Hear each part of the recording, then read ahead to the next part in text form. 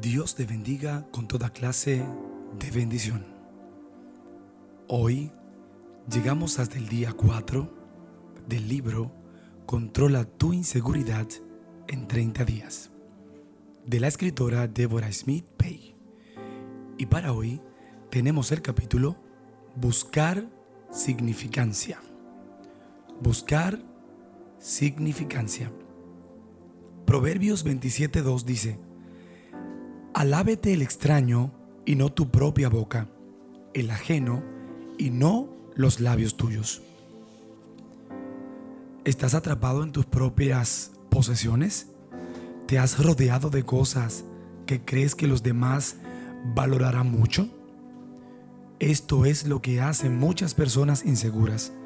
En muchos casos se endeudan para comprar esas cosas y, para colmo, incluso pueden alardear de estas posesiones. Las personas que alardean de sus logros o posesiones con frecuencia dudan de ser aceptadas por su propio valor personal.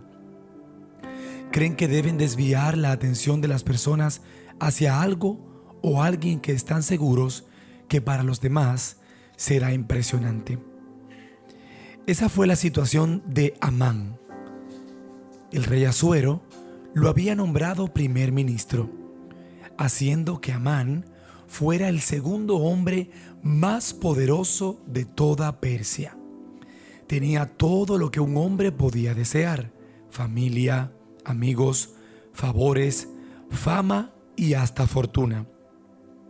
Su ascenso a esta posición próspera, sin embargo, no curó su baja autoestima y su persistente inseguridad. Alardear se convirtió en la norma en sus conversaciones, incluso en su hogar con su familia. Fíjate en la conversación al final del día con su esposa y amigos. Esther 5:11-12 dice: Y les refirió a Amán las glorias de sus riquezas y la multitud de sus hijos, y todas las cosas con las que el rey había engrandecido y con las que le había honrado sobre los príncipes y siervos del rey. Y añadió Amán: También la reina Esther a ninguno hizo venir con el rey al banquete que ella dispuso, sino a mí. Fíjate bien en la conversación de Amán. Todo trata de él. Observa el extremo egocentrismo y la falta de naturalidad de las personas que vinculan su seguridad interna a sus cosas. Al igual que Amán, sus conversaciones giran solo en torno a las cosas que los afectan. Tristemente, su alardeo reveló su búsqueda de significancia o significado. Pero la historia se vuelve peor. El rey Asuero había ordenado que todos se postraran ante la presencia de Amán. Todos, y sin embargo, cuando un judío insignificante llamado Mardoqueo se negó a hacerlo, Amán se enojó tanto que comenzó a tramar no solo la muerte de Mardoqueo, sino también la aniquilación de todos los judíos. Decidió hacer un viaje especial al palacio para obtener el permiso del rey para poner en práctica su plan. Sin embargo, al llegar al palacio, no tuvo la oportunidad de hacer su solicitud. El rey estaba en un asunto apremiante que necesitaba de la atención de Amán. Por designio de Dios, Asuero no había podido dormir la noche anterior y había decidido leer alguna de las crónicas de los eventos que habían sucedido durante sus 12 años de reinado. Leyó que Mardoqueo realmente le había salvado la vida al sacar a la luz la conspiración de hombres que tramaban asesinarlo. El rey nunca había expresado su agradecimiento a Mardoqueo, ni siquiera con una nota.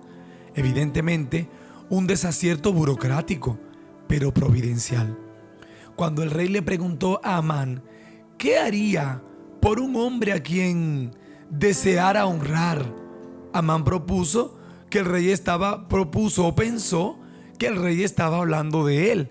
Así que respondió: para el varón cuya honra desea el rey, traigan el vestido real del que el rey se viste, y el caballo en el que el rey cabalga, y la corona real que está puesta en su cabeza, y den el vestido y el caballo en la mano de alguno de los príncipes más nobles del rey, y vistan a aquel varón cuya honra desea ser el rey, y llévenlo en el caballo por la plaza de la ciudad, y pregonen delante de él: así se hará al varón cuya honra desea el rey.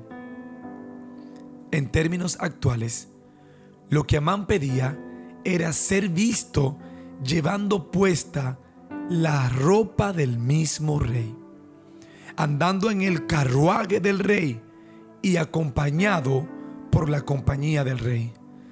Ah, cuán honrado se sentiría. Imagina todo el alarde que estos atavíos le permitirían. A Asuero le encantó la idea. Date prisa entonces, toma el vestido y el caballo como tú has dicho, y hazlo así como el judío Mardoqueo, que se sienta a la puerta real. Hazlo con él. No omitas nada de todo lo que has dicho. ¿Qué? ¿Mardoqueo? Amán se sentía mortificado. No se puede describir la humillación que sufrió mientras hacía desfilar a este judío insolente e insubordinado por la plaza de la ciudad pregonando su honra. Luego corrió a su casa abatido y asqueado. Esta vez, cuando reunió a su esposa y a sus amigos para relatar los eventos del día, no alardeó sobre él o el inmediato banquete privado con el rey y la reina.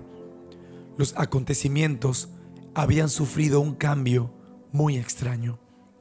En el banquete privado para el que el rey Amán se había preparado a asistir, la reina Esther confesó sus raíces judías.